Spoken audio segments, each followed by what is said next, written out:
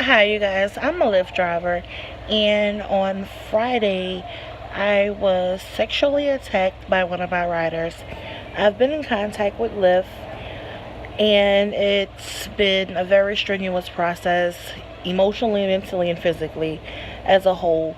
On Friday night, I picked the rider up at about 11:28, and we had a decent conversation until I got onto the expressway here in New Orleans going I-10 East. He then began to grope and touch and grab and do whatever else it was that he wanted to do to me while I was driving. Mind you, the speed limit is 60. I think I may have been going 70 on the interstate. I asked him several times to stop in a very professional manner, but yet it continued. We got all the way to Airline in Cleary, and Jefferson Parish police officer was at the intersection trying to make a left onto Airline. I flashed him with my high beams multiple times. He didn't pull over. The guy continued to touch, grope, make very derogatory comments, offering to pay for sexual gestures and things of that nature. In the processing of all of that, I tried calling Lyft 3 or 4 times. Each time the call was disconnected. I called again once I made it to his hotel, which he was at King's Motel on Airline Highway. I let him out, and he tried to proceed to the driver's side, and I sped off. After leaving, I called my girlfriend immediately to tell her what was going on, being that I wasn't able to get in touch with Lyft. Somebody else was thrown into my queue, and I picked her up, and she was like heaven sent. She tried to keep me calm. I was in a panic state, and I was crying. She then proceeded to attempt to call Lyft. After several attempts, she finally got a Lyft support team staff on the phone, and instead of her being concerned about my safety, she was more concerned about the rider. I've since then been in touch with Lyft. After 3 days, they finally contacted me on Monday.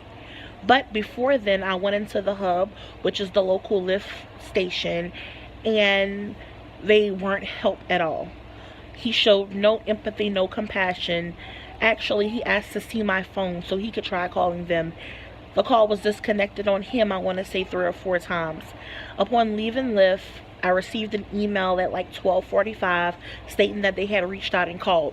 Didn't receive a call. So finally I spoke with someone by the name of Channing, who I then again explained the situation to.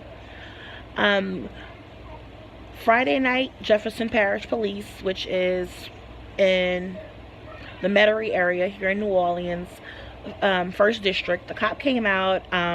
The first thing he asked me was, did I want the gentleman to touch me?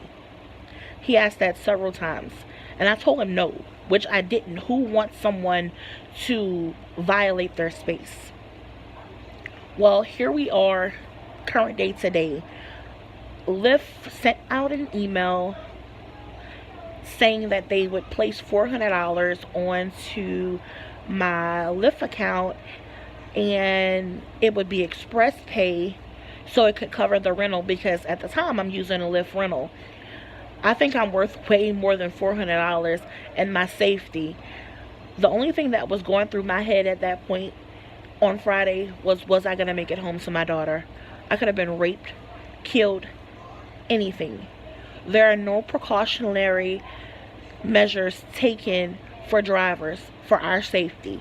One of the main rules with Lyft is we can't have any weapons, or we can't have any recording devices while driving passengers. What about us? It could have been anybody's mother, daughter, sister, aunt, friend, wife, whomever. And it's like, I know it's happened to other people, but they're scared to tell their story. And I made a promise to myself that it would end with me.